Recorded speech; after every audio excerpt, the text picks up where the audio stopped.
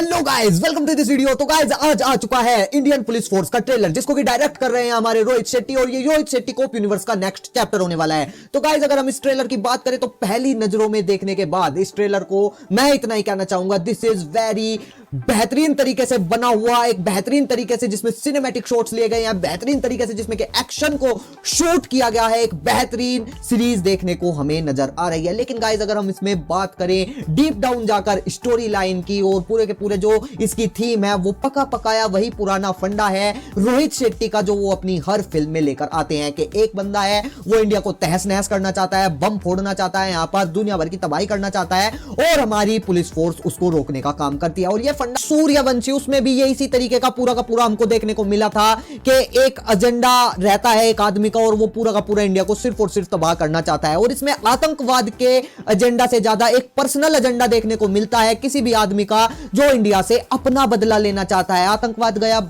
भाड़ में, ये सिर्फ और सिर्फ एक आदमी अपना एजेंडा लेकर आता है और दबादब बम फोड़ना चाहता है, और इंडियन पुलिस फोर्स उसके पीछे पड़ जाती है। तो गाइस ऐसा कुछ हमको पूरी की पूरी सीरीज में देखने को मिलेगा, जिसमें कि हमें ट्रेलर देखने के बाद जो थोड़ा बहुत समझ में आ रहा है वो है, ऐसा कुछ समझ में आ रहा है कि जो हमारा सिद्धार्थ मल्होत्रा का कैरेक्टर है कबीर का, वो थोड़ा सा एरोगेंट दिखाने की कोशिश की गई है, जिसमें कि वो अकेला ही पूरे मिशन को लीड करना चाहता है, और फिर उसमें कुछ ना कुछ गलतियां कर देगा, और उसके बाद पूरा का पूरा बखेड़ा शुरू होगा, और पुलिस फोर्स पड़ेगी किसी एक आदमी के पीछे, जिसका कि हमको चेहरा अभी तक नहीं दिखाया गया है। सिर्फ हमें थोड़ी बहुत झलकियां दिखाई गई हैं हमारे शरद केलकर की, उसके अलावा हमें पूरा का पूरा छुपा के रखा गया है कि कौन है, क्यों है, कैसे है, क्या हमला करना चाहता है। लेकिन जो इनके डायलॉग से समझ आ रहा है, जो इनके पूरा का पूरा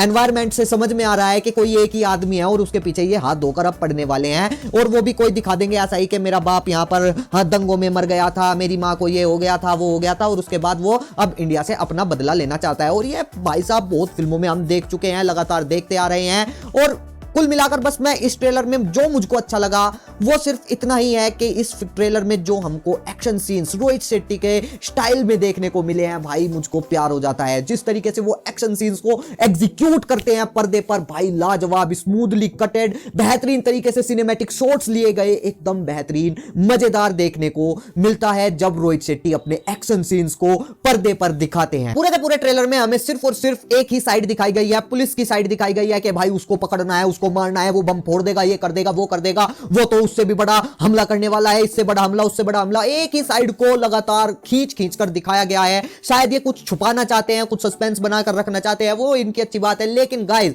फिर इसको छोटा रख सकते थे, ट्रेलर को इतना खींचने की कोई जरूरत नहीं थी कि आप एकदम एक ही साइड को खींचते जा रहे हैं। इससे इस ट्रेलर पर बहुत गलत असर पड़ा है। ट्रेलर को ये छोटा करके थोड़ा सा और ज्यादा सस्पेंस हम हमारे अंदर बना सकते थे कि अब क्या होने वाला है। उस साइड के भी थोड़े सीन कट करके दिखा देते, इस साइड के भी थोड़े कट करके दिखा देते, तो इससे ये ट्रेलर और भी ज्यादा इंपैक्टफुल और भी ज्यादा टीजेबल बन जाता इस सीरीज के लिए। बाकी सब कुछ एकदम स्मूथली चलता हुआ नजर आ रहा है, सब कुछ एकदम बढ़िया नजर आ रहा है। बस अब मुझे सिर्फ एक बात की और चिंता है कि कहीं इस सीरीज में जो हमारे फिल्मों के कैरेक्टर हैं वे रिपीट हो जाएं और किसी और ही कैरेक्टर में रिपीट हो जाएं, जैसे कि हमें सिंघम और सिम्बा में देखने को मिलता है कि वहां पर एक कैरेक्टर कुछ और है, अगली फिल्म में वही कैरेक्टर कुछ और है,